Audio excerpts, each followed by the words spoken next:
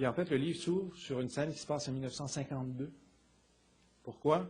À cause d'une petite coupure de presse. Parce que j'avais demandé à mon ami Robert Tellier, qui est maintenant à RDI, qui était à Montréal, de faire les coupures de presse, de regarder dans la Gazette, etc., tout ce qui avait pu être dans les journaux. Il m'avait trouvé une petite coupure de presse de 1963 où la Maison-Blanche démentait une affirmation que le fondateur de l'Alliance laurentienne, Raymond Barbeau, avait faite la veille dans un discours, affirmant que John F. Kennedy, président en exercice, était favorable à la libération du Québec économique et culturel dans la perspective de la défense de la culture française.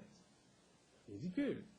Mais la Maison-Blanche avait pris la peine, en réponse à une question d'un journaliste canadien, de démentir. Cette information n'était même pas présente dans la presse ou le Devoir ou le Soleil, mais seulement dans la Gazette et le Montreal Star. On l'aurait manqué si on n'avait pas usé les yeux de Robert sur les microfilms de la Gazette. Alors j'ai parlé évidemment à Raymond Barbeau, je me suis dit c'est juste drôle, cette petite anecdote, la Maison-Blanche qui réagit sur une rumeur ridicule. Puis Barbeau me dit qu'il le tenait d'amis new-yorkais dont il avait perdu la trace. Ça fait 5 ans plus tard. Et là, je me mets à essayer de trouver l'ami.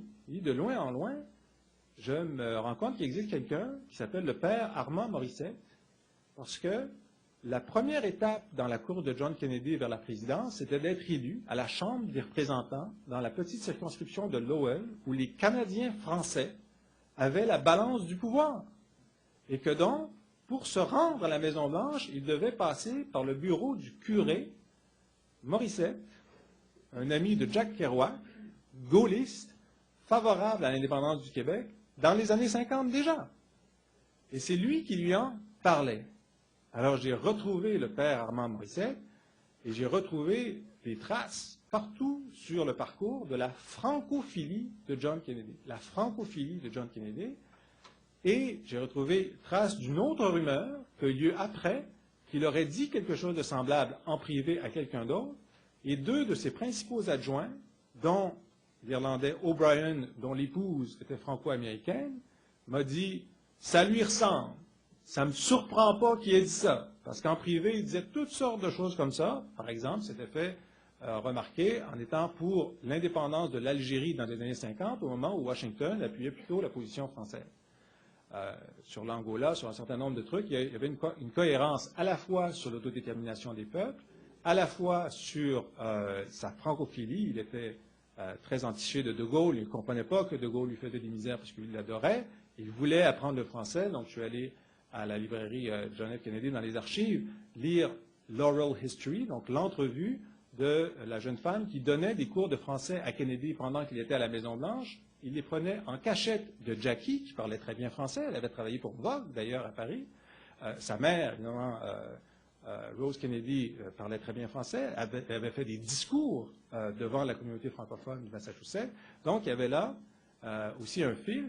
Et, évidemment, Kennedy détestait Diefenbaker. D'ailleurs, il était intervenu pour aider l'élection de Pearson, enfin, en sous-main.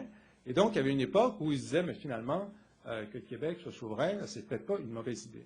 Donc, j'ai O'Brien, Ray Klein, qui était son analyste de la CIA, qui m'a dit, ça ne me surprend pas du tout qu'il ait dit ça en privé. En fait, je sens me souvenir que je l'ai déjà entendu dire quelque chose de ce sens-là. Et même son secrétaire d'État, Dean Ross, m'a dit dans une entrevue, j'ai déjà discuté avec lui de la question de l'indépendance du Québec. Nous avons convenu que l'intérêt américain, c'était l'unité canadienne, mais Kennedy m'a dit, tu sais, notre intérêt, c'est l'unité canadienne, mais n'insistons pas trop. Alors, ce petit entrefilet ridicule a conduit à un chapitre dont je suis très content.